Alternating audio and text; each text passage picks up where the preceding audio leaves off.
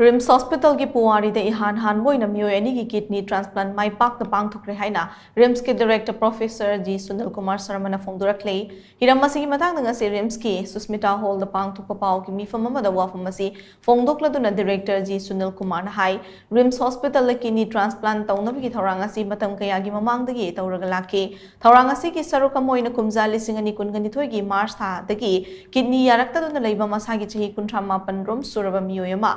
tang nipa na kidney transplant tauke masigi matung tarakpada mathangi numit haibadi August ki tang mapan dasu chahi mangarom kidney mathau tawdana leirakhiba masagi chahi 80 rom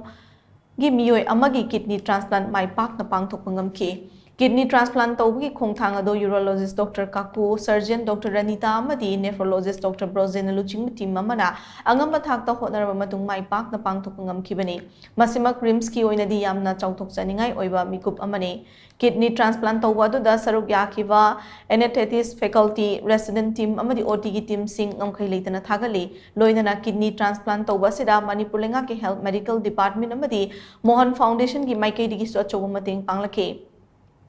Chaurakna lupa lak mangarom changma kidney transplant asida CMHT degi lupa lak ani henbegi senfam mating laki haina Professor G SUNILKUMAR SHARMA makatana phongduki Pauki mifamadu da RIMS ki medical superintendent Professor N Sanjeev Manipur Cancer Institute and Research Center ki director Professor G.S. Moirang Thim amadi kidney transplant tawbadu da saruk yakiba Dr. Singh su yauki Transplant ani tawbasida amana nupina pibani amana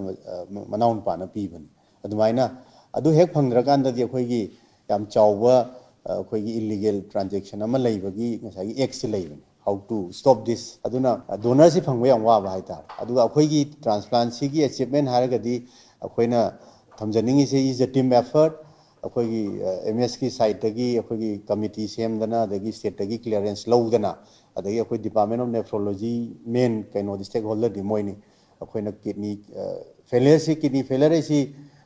nephro da laktoin akhoi function tawdre dialysis tawrena adagi akhoi urology ki team ma chawa ma laigre akhoi recent times akhoi expert ani mapan da training tawhallore tha mani changna aduga akhoi transplant surgeon su laire si mayam sigi team effort ni then we have team from pathology anesthesiology then the biochemistry the whole effort aduga tawriba post sigi ultimate kana doisidi at the end of the day akhoi patient haitare public ki ni